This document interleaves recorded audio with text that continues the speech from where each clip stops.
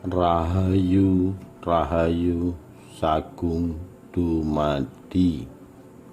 Kebo Kenongo, murid kesayangan Syekh Siti Jenar.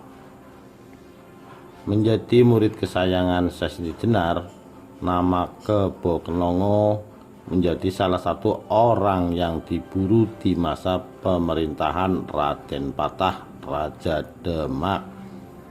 Sebab kala itu ajaran yang disampaikan oleh Syekh Siti Jenar dipandang sesat, dan agar kesesatan itu tidak sampai meluas, maka Syekh Siti Jenar harus dihukum mati. Hukuman yang sama juga diterapkan pada para pengikut sang wali bila tidak segera bertobat.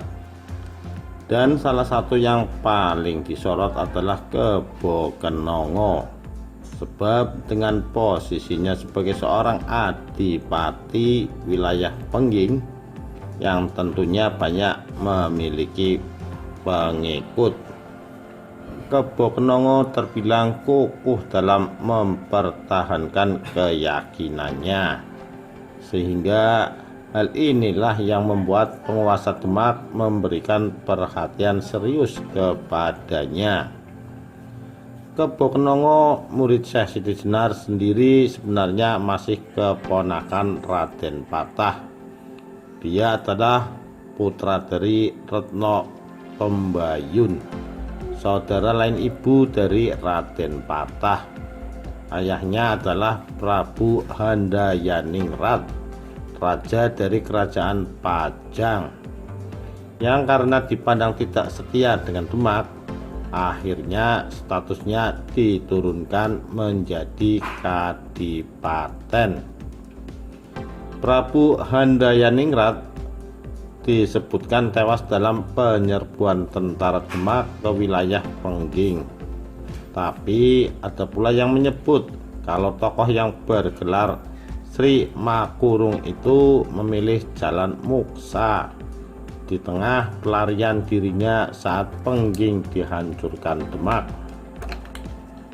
Setelah Prabu Handayaningrat wafat, Kebo Kenongo lantas menggantikan kedudukannya, tapi statusnya hanya sebagai adipati. Kebo Kenongo yang lahir di saat Islam mulai berkembang pesat di tanah Jawa, mau tidak mau harus mengalami pergolakan batin terkait keyakinannya. Kebingungan antara mempertahankan keyakinan warisan orang tuanya dengan tekanan dari kerajaan Demak, akhirnya mempertemukan dirinya dengan sosok Syekh Siti Jenar. Ajaran Syekh Siti Jenar dipandang bisa menjadi jalan tengah di antara dua keyakinan yang harus dipilihnya, sampai akhirnya dia menjadi salah satu murid terbaik yang disebut-sebut sebagai generasi penerus Syekh Siti Jenar.